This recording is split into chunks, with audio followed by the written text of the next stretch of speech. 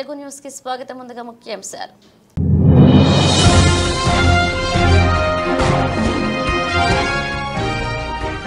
Adani go back. Modi అపరిమిత్రుడిపై కెన్యాలో పెద్ద ఎత్తున నిరసనలు.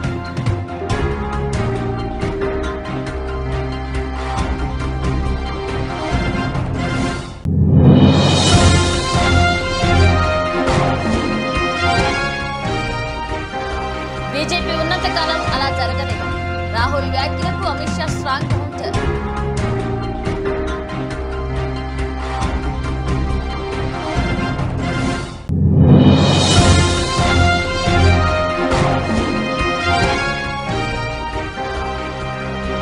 తెలుగు రాష్ట్రాలకు మరొకసారి వర్షం. మోస్తారు నుంచి భారీ వర్షాలు కురిసే అవకాశం ఉందన్న వాతావరణ శాఖ.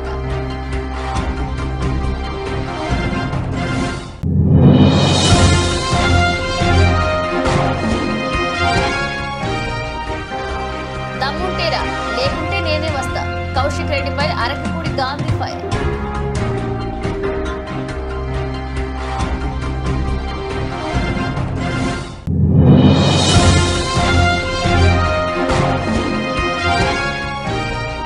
ఆక్రమించిన చెరువులను అప్పచెప్పదు, లేదంటే ఉన్నపళ్లంగా నేలమట్టం చేస్తాం. ఆక్రమణదారులకు మరొకసారి హెచ్చరించిన సీఎం రేవంత్ రెడ్డి.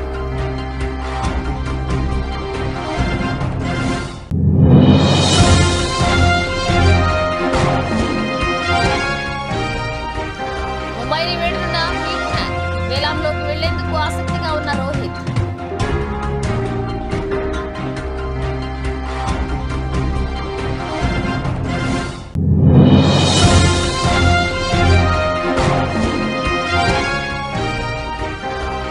హేమ డ్రగ్స్ తీసుకుంది.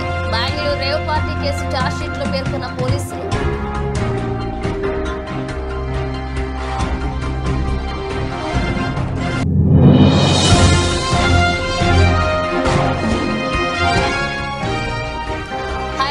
స్టార్ట్ అయిన స్టాక్ మార్కెట్ సెన్సెక్స్ 400 పాయింట్లు జంప్. 25,000 వైపైన నిఫ్టీ.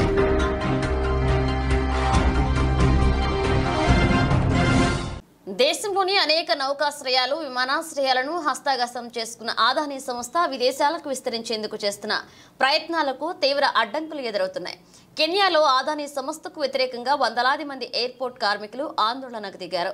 రాజధాని నైరోబియాలోని జోమో కెన్యాట్టా అంతర్జాతీయ విమానాశ్రయాన్ని ఆదాని ఎయిర్పోర్ట్ హోల్డింగ్స్ లిమిటెడ్ కు లీజుకి ఇవ్వడాన్ని వ్యతిరేకిస్తూ మంగళవారం రాత్రి కెన్యా ఏవియేషన్ అథారిటీ కార్మికులు సమ్మెకి దిగారు.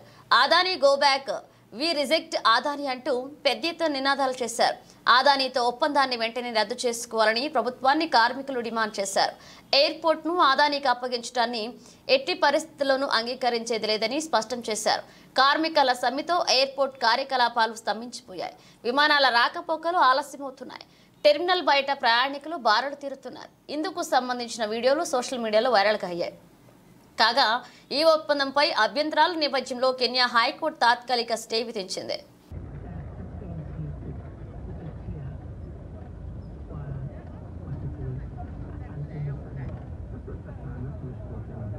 When I check my itinerary, all the flights have already departed. So I don't know the communication that we shall have. I think we shall have to make another buying of the ticket, and that is very unfortunate for us. It is very unfortunate that the Kenyan government does not want to pay attention on the matters of the Kenyan citizens that they are raising, because they want to give this airport to the Adani company, and that is very bad. Where were you traveling to? I was traveling to America పర్యటనలో ఉన్న Congress MP Rahul Gandhi భారతదేశంలో రిజర్వేషన్ల విషయంతో పాటు పలు అంశాలపై కీలక వ్యాఖ్యలు చేశారు. రాహుల్ వ్యాఖ్యలపై బీజేపీ నేతలు మండిపడుతున్నారు. విదేశాల్లో భారత్కు వ్యతిరేకంగా మాట్లాడడం ఏమిటని ప్రశ్నిస్తున్నారు. అమెరికాలో భారతదేశాన్ని కించపరచులాగా వ్యాఖ్యలు చేసిన రాహుల్ వెంటనే క్షమాపణలు చెప్పాలని డిమాండ్ చేస్తున్నారు. ఈ క్రమంలో రాహుల్ వ్యాఖ్యలపై అమిత్ షా స్పందించారు. దేశ వ్యతిరేక ప్రకటనలు చేయడం, దేశాన్ని విచ్ఛిన్నం చేసే శక్తులకు అండగా నిలవడం రాహుల్ కాంగ్రెస్ పార్టీ నేతలకు అలవాటుగా మారిందని ఆగ్రహాన్ని వ్యక్తం చేశారు. రాహుల్ గాంధీకి ఒక విషయం స్పష్టం చేయాలని అనుకుంటున్నాను. బీజేపీ ఉన్నంత కాలం దేశంలో రిజర్వేషన్లను ఎవరూ రద్దు చేయలేరు. అదేవిధంగా దేశ భద్రతతో ఆటలాడలేరని అమిత్ షా అన్నారు. రాహుల్ గాంధీ ప్రతిసారి దేశ భద్రతను ముప్పులో పడేస్తున్నారు.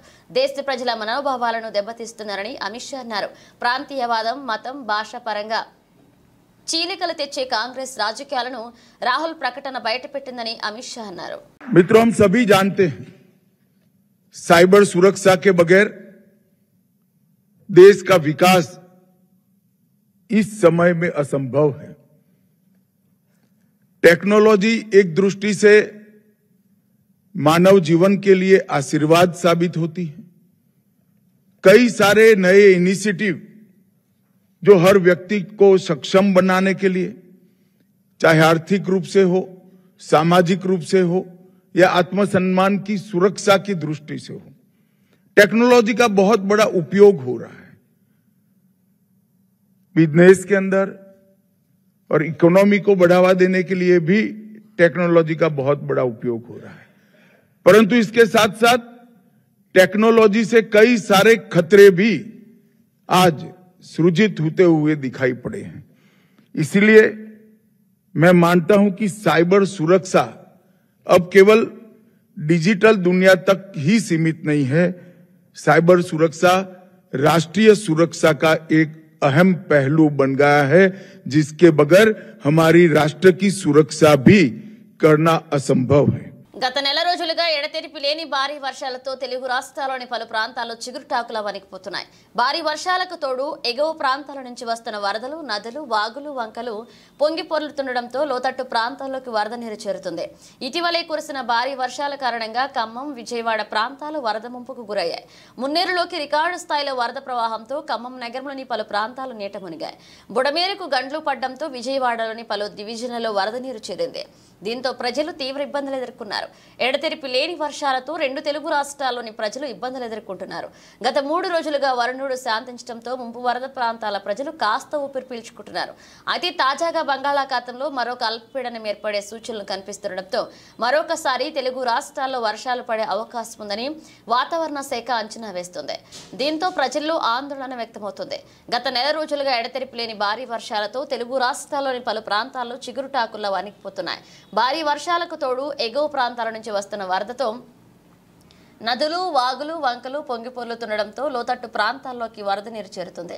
ఇటీవలే కురిసిన భారీ వర్షాల కారణంగా ఖమ్మం, విజయవాడ ప్రాంతాలు వరద ముంపును గురయ్యాయి. మున్నేరులోకి రికార్డు స్థాయిలో వరద ప్రవాహంతో ఖమ్మం నగరంలోని పలు ప్రాంతాలు నీట మునిగాయి.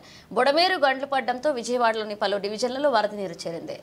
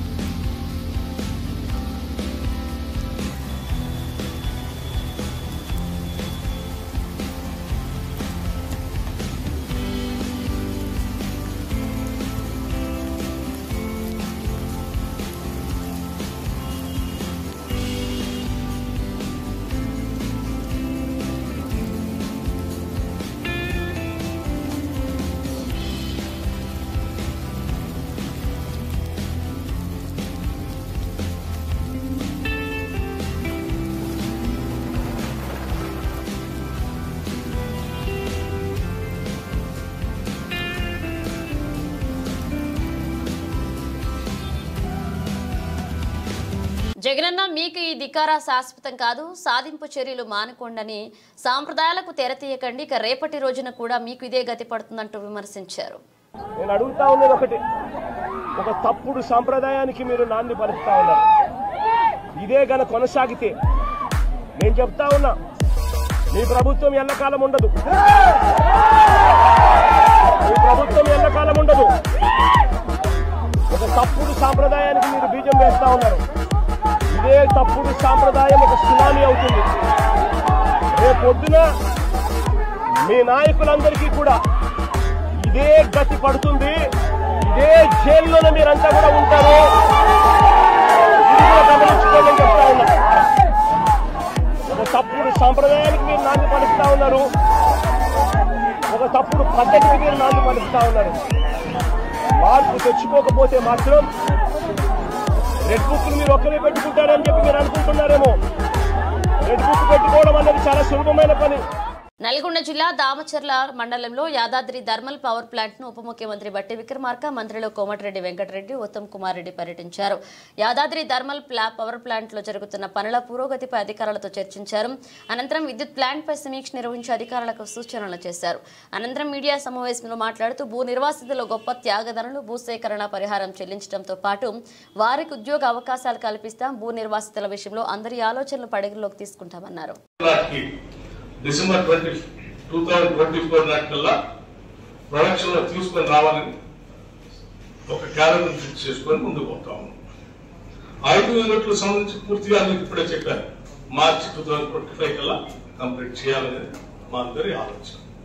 ఈ రకంగా మేము టార్గెట్ పెట్టుకొని క్యాలెండర్ ప్రకారం రివ్యూ చేసుకుంటూ పోవటం వల్ల సరే అంతిమంగా అయినటువంటి మొత్తం ఖర్చును సంబంధించి లెక్క కట్టి ఈఆర్సీ వాళ్ళు ఈ రేటు ఫిక్స్ చేస్తాం.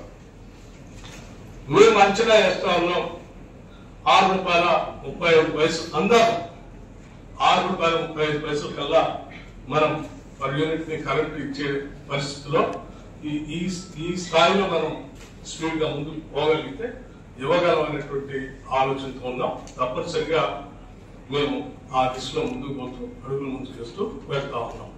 ప్రజలందరికీ విజ్ఞప్తి చేసేది ఏంటంటే ఇది జాతి సంపద, రాష్ట్ర ప్రజల సొమ్ము, రాష్ట్ర ప్రజల్లో ఆస్తుల్ని తాకట్టు తెచ్చిన అప్పులతో ఈ ప్రాజెక్టు కడతా ఉన్నాం. ఇది ఈ రాష్ట్ర జాతీయ ఉత్పత్తిని, స్థూల ఉత్పత్తిని, రాష్ట్ర స్థూల ఉత్పత్తిని పెంచడానికి, ఈ రాష్ట్రంలో ప్రొడక్షన్ పెరగడానికి, విద్యుత్ అవసరాలను అందించి స్థూల ఉత్పత్తిని పెంచడానికి ఉపయోగపడేటువంటి ఒక ఉన్నతమైనటువంటి కార్యక్రమం.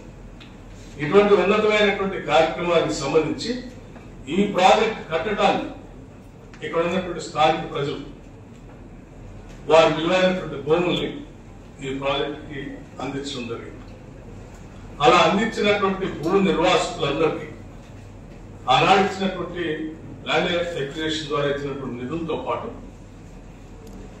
ఈ ప్రాజెక్ట్ వచ్చేకల్లా దీంట్లో వారందరూ కూడా ఉద్యోగ అవకాశాలు కల్పించాలని ఉత్తమ్ కుమార్ రెడ్డి గారు, కోమటిరెడ్డి వెంకటరెడ్డి గారు, లక్ష్మారెడ్డి గారు, మా శంకర్ నాయక్ గారు, ఇక్కడ ఉన్నటువంటి అందరు నాయకులు పెద్ద ఎత్తున ఈరోజు జరిగినటువంటి సమావేశం దృష్టికి కూడా తీసుకున్నారు.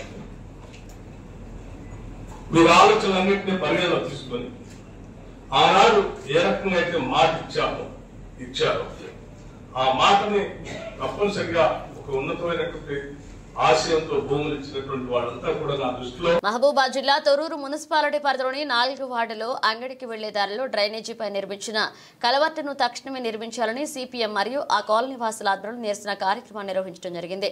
ఈ సందర్భంగా సిపిఎం జిల్లా కార్యవర్గ సభ్యుడు బొల్లం అశోక్, సిపిఎం మండల అధ్యక్షుడు మహమ్మద్ యాకూబ్లు కాలనీ వాసులతో కలిసి మాట్లాడుతూ మున్సిపాలిటీ పరిధిలోని 4 వార్డులో ప్రజల మరియు ద్విచక్ర వాహనదారుల రాకపోకల కోసం డ్రైనేజీపై నిర్మించిన కలవర్టు కూలిపోవడంతో స్కూల్కి వెళ్లే విద్యార్థుల కోసం వచ్చే బస్సులు రాకపోవడంతో స్కూల్కి వెళ్లే పిల్లలు చాలా ఇబ్బందులకు గురవుతున్నారని, ఆ దారి వెంట వెళ్లే వృద్ధులకు, వికలాంగులకు మరియు ప్రజలకు నడవడానికి ఇబ్బందిగా ఉందని సమస్యను ఏవీ న్యూస్ దృష్టికి తీసుకురాగా ఆ సమస్యను ఏవీ న్యూస్ లో ప్రచారం చేయగా మున్సిపల్ శాఖ అధికారులు వెంటనే స్పందించి కాలువపై కలవట నిర్మించడం జరిగింది. ఈ సందర్భంగా కాలనీకి చెందిన స్థానిక ప్రజలు మరియు సిపిఎం జిల్లా కార్యవర్గ బొల్లం అశోక్లు సంయుక్తంగా మాట్లాడుతూ కాలువపై కలవటను తక్షణమే నిర్మించాలని ఏవీ న్యూస్ కు తెలపడంతో వార్తను ఏవీ న్యూస్ లో ప్రచారం చేయగా మున్సిపల్ శాఖ అధికారులు తక్షణమే స్పందించి కాలువపై కలవాటు నిర్మించినందుకు అధికారులకు మరియు ఏవీ న్యూస్ ఛానల్ ప్రతినిధికి ప్రత్యేక ధన్యవాదాలు, కృతజ్ఞతలు తెలిపారు.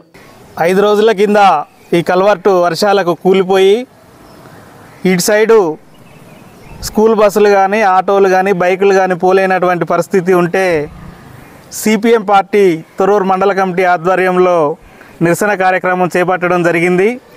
ఈ నిరసన కార్యక్రమాన్ని ఏవీ న్యూస్ వారు ప్రచురించడం, దానికి వెంటనే మున్సిపల్ అధికారులు స్పందించి ఈ కలవర్టు నిర్మాణం చేయడం జరిగింది. ఏవీ న్యూస్ స్పందనకు ఏవీ న్యూస్ వారికి ప్రత్యేకంగా ధన్యవాదాలు.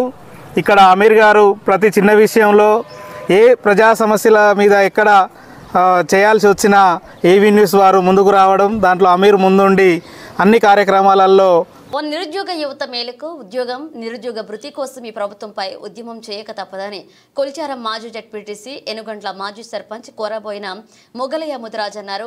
కొల్చారం మండలం ఎనుగంట్ల గ్రామంలో మొగలయ్య మీటీవీతో ప్రత్యేకంగా మాట్లాడారు. ఎన్ని ఉద్యమాలు పోరాటాలు చేసి ప్రత్యేక తెలంగాణ రాష్ట్రాన్ని సాధించుకున్నామని అన్నారు. ప్రస్తుతం తెలంగాణ రాష్ట్రంలో కేసీఆర్ ప్రవేశపెట్టిన అభివృద్ధి సంక్షేమ పథకాలు సాగునీరు తాగునీరుతో పాటు వివిధ రకాల పెన్షన్లను ప్రస్తుత ప్రభుత్వం కొనసాగించాలన్నారు. రాష్ట్రంలో దేశంలో అనేక రకాల వనరులు ఉన్నాయని వాటికి దేశాభివృద్ధి కోసం వాడుకోవాలన్నారు. నేటి యువత ఉద్యోగాల కోసం ఉద్యమం చేయక తప్పదన్నారు. తాను ప్రజాసేవ చేయడానికి కోసం ప్రభుత్వ ఉద్యోగానికి రాజీనామా చేసి నిస్వార్థంగా పనిచేశానన్నారు. జడ్పీటీసీగా సర్పంచ్గా ఎన్నో అభివృద్ధి సంక్షేమ కార్యక్రమాలు చేశానని చెప్పారు. ఉద్యోగం లేనిది ఉద్యోగాలు రావు. అందుకనే మనమందరం ఉద్యోగానికి సిద్ధం కావాలి. ఉద్యోగం చేస్తేనే మన నిరుద్యోగ వృత్తి వస్తుంది. అందరికీ ఉద్యోగాలు వస్తాయి. ఉద్యోగాలు ఎట్లా వస్తాయని అంటారు. మనం చేయొచ్చు. సాధ్యం కాని ఏది లేదు. మీరందరూ ఐక్యంగా ఉండి మనం ప్రభుత్వంతో పోరాడవలసిన అవసరం ఎంతైనా ఉంది. చూడండి, మన మేనిఫెస్టో ఏంటంటే ముందు రైతు సమస్య గురించి రైతులకు సాగునీరు కానీ త్రాగునీరు కానీ ఏదైతే కేసీఆర్ గారు రైతుల గురించి ఏమైతే పథకాలు అమలు చేస్తున్నారో వాటన్నిటిని కంటిన్యూ చేయవలసిన అవసరం ఉంది. కంటిన్యూ చేయిద్దాం. అదేవిధంగా ఇక్కడ పెన్షన్లు కానివ్వండి, బియ్యం కానివ్వండి, ఉచిత బియ్యం కానివ్వండి, అన్నీ కూడా ఏదైతే కేసీఆర్ చేస్తున్న సంక్షేమ కార్యక్రమాన్ని కూడా ప్రతి రాష్ట్రంలో మనం ఇవి అమలు చేద్దాం. మన భారతదేశంలో ఎన్నో వస్తువులు ఉన్నాయి. ఖనిజ సంపద ఉంది, నీటి సంపద ఉంది, మంచి భూములు ఉన్నాయి. కానీ ఉపయోగములు ఇంకా లేకుండా ఉన్నాయి. మన నాయకులు ప్రజాస్వామ్యాన్ని 75 సంవత్సరాలు కాపాడింది. కానీ మన దేశం ఇంకా ఎంత అభివృద్ధి కావాలో అంత కాలేదు. అందుకని మనం ఇప్పుడు ముఖ్యంగా మనకు నిరుద్యోగ వృత్తి ఉద్యోగం ఎప్పుడైతే పేదరికం అనేది ఉండదు. అందుకని పేదరిక నిర్మూలన కోసం మనమందరం పాటుపడవలసిన అవసరం ఉంది. ఎందుకు చూడండి, ఒకసారి ఆలోచన చేయండి. మనము శాంతి భద్రత పరిరక్షణలో మీరు ఉండాలి. ప్రజాస్వామ్యాన్ని కాపాడాలి. అన్ని మతాలను మనం ప్రేమించాలి. అన్ని మతాలతో సంబంధం అన్ని మతాలు కలిసి ఉండాలి. దేశ సంపదను కాపాడాలి. దేశానికి అన్ని విధాలుగా ప్రపంచ దేశాల్లో కూడా భారతదేశం అన్ని దేశాల కంటే కూడా బాగుపడుతున్న దాని మీద మనం అన్ని రంగాలలో కూడా అభివృద్ధి చెందడానికి మనం ఒక కమిటీని వేద్దాం. ఆ కమిటీలో దేశ ప్రధాని ఎప్పుడైతే ఎలక్షన్ తర్వాత కూడా. ఈరోజు సూర్యాపేట జిల్లా తుంగతుర్తి మండల కేంద్రంలో విజ్ఞాన కేంద్రం వద్ద సిపిఐ ఎమ్మెల్ మాస్లైన్ ఆధ్వర్యంలో కామ్రేడ్ దుబ్బాక సంజీవారెడ్డి వర్ధంతి సందర్భంగా పూలమాలలు వేసి ఘనంగా నివాళులర్పించారు. జిల్లా కమిటీ సభ్యులు కామ్రేడ్ పేర్ల నాగయ్య మాట్లాడుతూ, కామ్రేడ్ దుబ్బాక సంజీవారెడ్డి పస్తనూరు గ్రామంలో జన్మించారు. పీడిత ప్రజల కష్ట నష్టాలను చూసి చెల్లించిపోయి తన ఉపాధ్యాయ వృత్తిని మధ్యలోనే వదిలేసి ఉద్యమ బాట పట్టారు. పీడిత ప్రజల ఉద్యమాలను చూసి కంగుతిన్నటువంటి ఆనాటి నరహంతక సర్కార్ ఒక ద్రోహి ఇచ్చిన సమాచారం మేరకు అరెస్ట్ చేసి బూటకపు ఎదురు కాల్పుల పేర చంపేశారు. ఆయన మరణించిన ఆయన ఆశయాల కోసం నిరంతరం కృషి చేస్తుందన్నారు. ఈ కార్యక్రమంలో జిల్లా కమిటీ నాయకులు వేల్పుల లక్ష్మయ్య, కనిన గొడ్డలి నరసయ్య, సుధాకర్, యాకూబ్ హుస్సేన్, బోయిన భాస్కర్, లక్ష్మయ్య, వెంకటయ్యమ్మ, అంజయ్య పాల్గొన్నారు.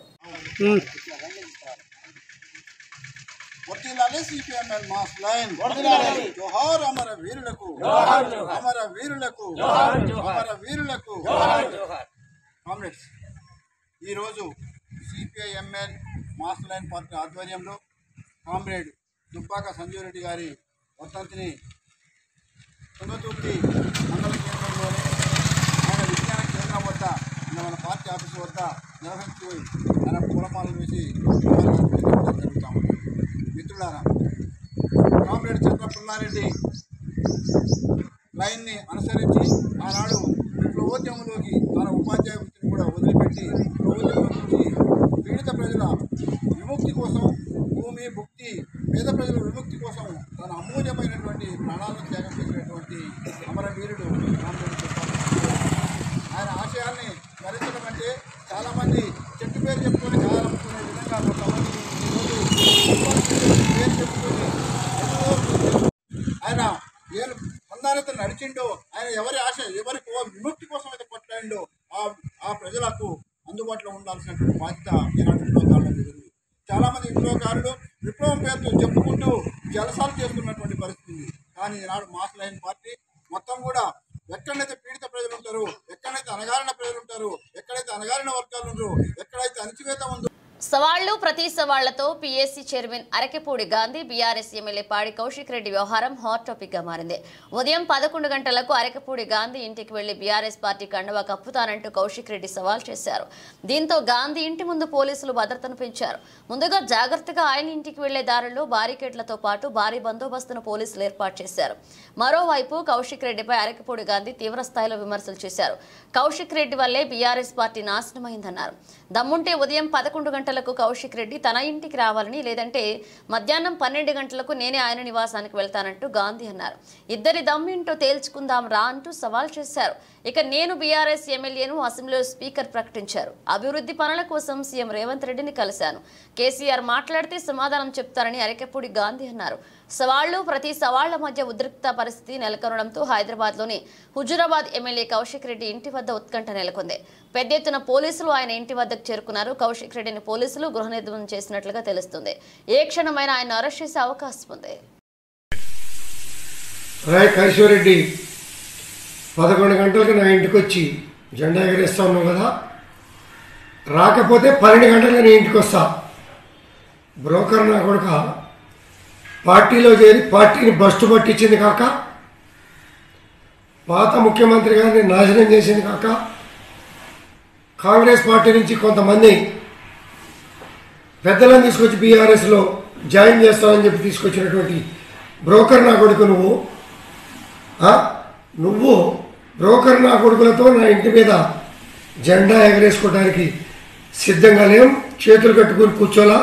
నా కొడుక నువ్వు నేను తేల్చుకుందాం రా. ధైర్యం ఉంటే నా కొడుక, లేకపోతే నేను వస్తా. నా పోలీస్ సిబ్బంది కూడా అవసరం లే, వాడో మేము తేల్చుకుంటాం. ఇది బీఆర్ఎస్ పార్టీకి నాకు కాదు యుద్ధం, కౌశిక్ రెడ్డి గారికి నాకు యుద్ధం. తేల్చుకుందాం. నువ్వు నేను బాంచే దేనికైనా సిద్ధమైన కొడుక రా, తేల్చుకుందాం. దుర్మార్గులు ఆక్రమించిన చెరువుల వల్లనే ఇవాళ వరదలు వస్తున్నాయి. అందుకే హైడ్రాను ప్రారంభించామని సీఎం రేవంత్ రెడ్డి స్పష్టం చేశారు. నాలాల ఆక్రమణతో ఉప్పినల వరదలు వస్తున్నాయి. దీంతో పేదల ఇళ్లు మునిగిపోతున్నాయి. చెరువులను ఆక్రమణల నుంచి విడిపించేందుకే కట్టుబడి ఉన్నామని సీఎం స్పష్టం చేశారు. ఆక్రమించిన వాళ్లతో ఎంత గొప్ప వాళ్లు ఉన్నా చెరువులను వదలక తప్పదన్నారు. ఆక్రమించిన చెరువులను మీరే వదలండి, గౌరవంగా పక్కకు తప్పుకుని నీటిపారుదల శాఖకు అప్పచెప్పండి, లేకపోతే ఉన్న పళ్లంగా నేలమట్టం చేస్తామన్నారు. CM Revanth Reddy strong counter ఇచ్చారు. ఇక తెలంగాణ పోలీస్ అకాడమీలో కొత్తగా ఏర్పాటు చేసిన క్రీడా భవనాన్ని ముఖ్యమంత్రి రేవంత్ రెడ్డి ప్రారంభించారు. ఈ సందర్భంగా ఆయన అందులోని ఇండోర్ స్టేడియంలో కాసేపు షటిల్ ఆడారు. అనంతరం ఏర్పాటు చేసిన సభలో మాట్లాడారు. దుర్మార్గులు ఆక్రమించుకున్న చెరువుల వల్లనే ఇవాళ వరదలు వస్తున్నాయి. అందుకే హైడ్రాను ప్రారంభించడం. హైడ్రా స్పెషల్ టాస్కే ఈ చెరువులను ఆక్రమించిన వాళ్ళను చెరబట్టాలని, చెరబట్టిన వాళ్ళ నుంచి విడిపించాలని, అలాంటి వాళ్ళను అవసరమైతే చెరసాలకు తోలాలనేది నా ప్రభుత్వ విధానం. అందులో ఎంత గొప్ప వ్యక్తులున్నా, ఎంత మహామహులున్నా వాళ్ళు చెరువులను వదలక తప్పదు. అందుకే ఈ వేదిక మీద నుంచి గొప్ప వ్యక్తులకు నేను విజ్ఞప్తి చేస్తున్నా, అయ్యా ఆక్రమించుకున్న చెరువులను మీరే వదలండి, గౌరవంగా పక్కకు తప్పుకోండి, నీటిపారుదల శాఖకు అప్పగించండి, మీకేం కావాలనో పోయి దూరంగా కట్టుకోండి, లేకపోతే ఉన్న పలంగా నేల మట్టం కూలుతాయి, కూలగొట్టే బాధ్యత నేను తీసుకుంటా. ఇలా ఎఫ్టీఎల్లో కానీ బఫర్ జోన్లో కానీ నాలాలలో అక్రమంగా నిర్మాణాలు ఏవైతే ఉన్నాయో వాటన్నిటినీ నిరభ్యంతరంగా మేము తొలగిస్తాం. మీరు ఎక్కడికి వెళ్ళినా, మీరు తాత్కాలికంగా కోర్టుల నుంచి ఏమన్నా తెచ్చుకున్నా న్యాయస్థానాలలో కూడా కొట్లాడి ఆ స్టేలను వెకేట్ చేయించి మీరు ఆక్రమణలు తొలగిస్తాం. ఐపీఎల్లో ముంబై ఇండియన్స్ తో 14 ఏళ్లుగా సాగుతున్న ప్రయాణానికి ఆ జట్టు మాజీ సారథి రోహిత్ శర్మ ముగింపు పలుకుతాడా? మరికొద్ది రోజుల్లో జరగబోయే ఐపీఎల్ 2025 వేలంలోకి రోహిత్ వస్తాడా అంటే అవుననే సమాధానం వినిపిస్తుంది. హీట్ మ్యాన్ వేలంలోకి వస్తే ఎవరు ఊహించని ధరకు కొనడానికి సిద్ధంగా ఉన్నట్లుగా Lucknow super Giants, Delhi Capitals వంటి జట్లు సిద్ధంగా ఉన్న నేపథ్యంలో ముంబైని వీడేందుకు రోహిత్ మొగ్గు చూపుతున్నాడంటూ గతంలో పుకార్లు షికార్లు చేశాయి. తాజాగా టీమిండియా మాజీ క్రికెటర్, ప్రస్తుత వ్యాఖ్యాతగా పనిచేస్తున్న ఆకాష్ చోప్రా కూడా ఇదే విషయాన్ని స్పష్టం చేశాడు.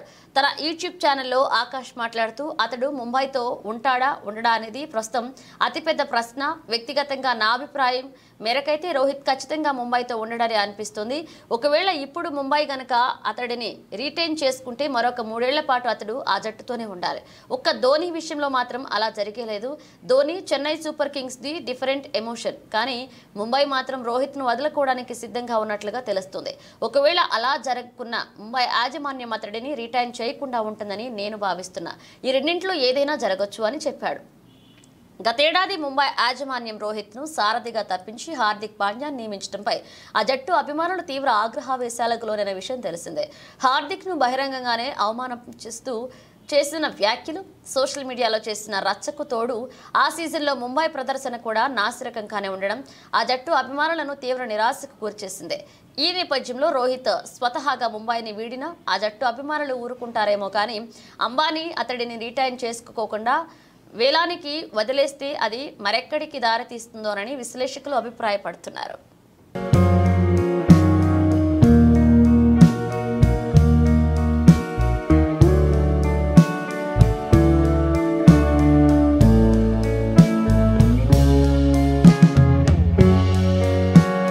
కొన్ని రోజుల క్రితం చర్చనీయాంశంగా మారిన బెంగళూరు రేవ్ పార్టీ కేసులో పోలీసులు ఫైనల్గా ఛార్జ్షీట్ దాఖలు చేశారు. టాలీవుడ్ నటి హేమ డ్రగ్స్ తీసుకున్నట్లుగా నివేదికలో పేర్కొన్నారు పోలీసులు.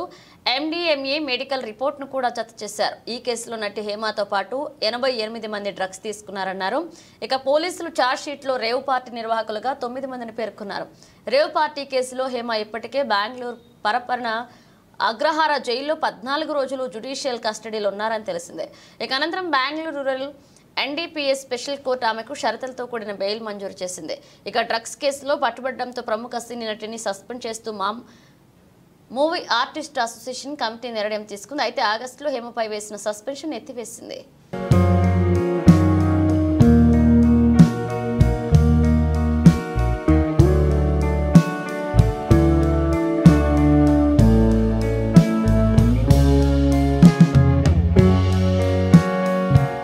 దేశీయ స్టాక్ మార్కెట్లో ఈ రోజు ట్రేడింగ్ జోరుగా ప్రారంభమైంది. గ్లోబల్ సిగ్నల్స్ బలంగా ఉన్నాయి. అమెరికన్ మార్కెట్ల నుంచి వీచిన సానుకూల పవనాల ఆధారంగా భారతీయ స్టాక్ మార్కెట్లు కూడా గ్రాండ్గా ఓపెన్ అయింది. నిఫ్టీలోని అన్ని రంగాల సూచీలు పచ్చగా ట్రేడ్ అవుతున్నాయి. Auto, IT, metal, PSU bank, pharma, FMCG, reality, oil అలాగే గ్యాస్ స్టాక్స్ హుషారుగా ఉన్నాయి. గత సెషన్లో 81,523 దగ్గర క్లోజ్ అయిన BSE సెన్సెక్స్ ఈ రోజు 407.02 పాయింట్లు లేదా 0.50% పెరుగుదలతో 81,930 దగ్గర ఓపెన్ అయింది. ఇక బుధవారం 24,918 దగ్గర ఆగిన నిఫ్టీ ఈ రోజు 141.20 పాయింట్లు లేదా 0.57% భారీ పెరుగుదలతో 25,059 స్థాయి వద్ద ప్రారంభమైంది. ఇక ట్రేడ్ ప్రారంభంలో సెన్సెక్స్ 30 ప్యాక్లు 23 స్టాక్ బలాన్ని ప్రదర్శించగా కేవలం 7 స్టాక్స్ మాత్రమే బలహీనంగా కొనసాగుతున్నాయి. ఇక నిఫ్టీ 50 ప్యాక్లోకి 43 షేర్లు లాభపడగా 7 పేర్లు నష్టంలో ఉన్నాయి.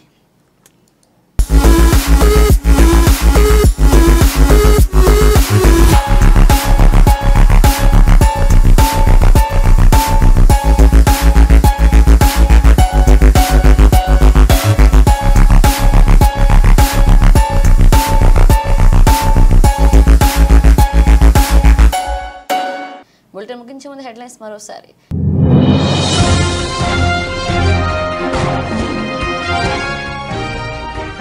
అదానీ గో బ్యాక్, మోదీ అపమిత్రుడిపై కెన్యాలో పెద్ద ఎత్తున నిరసనలు.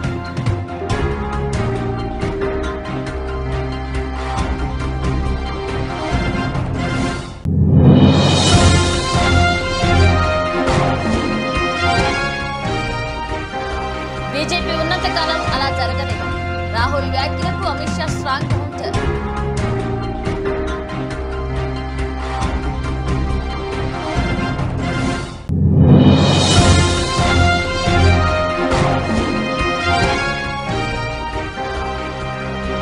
తెలుగు రాష్ట్రాలకు మరొకసారి వర్షం, మోస్తారు నుంచి భారీ వర్షాలు కురిసే అవకాశం ఉందన్న వాతావరణ శాఖ.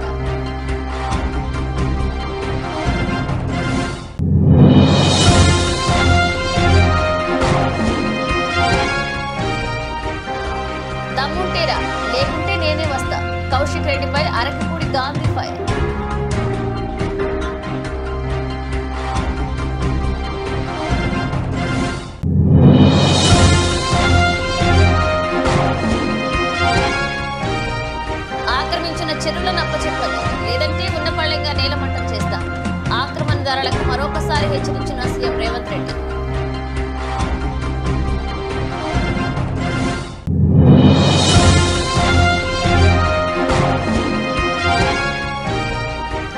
ముంబైని వేడున్న వేలాంలోకి వెళ్లేందుకు ఆసక్తిగా ఉన్న రోహిత్.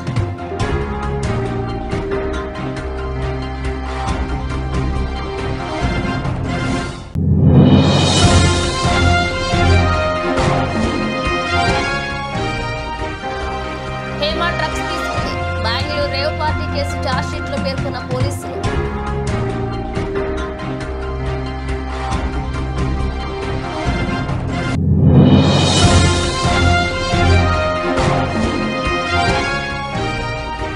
హైరేంజ్ లో స్టార్ట్ అయిన స్టాక్ మార్కెట్.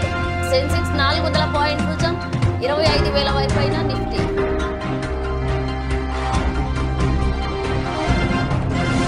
ఇవి బులెటిన్ అప్డేట్స్. మరో అప్డేట్స్ తో మళ్ళీ కలుద్దాం.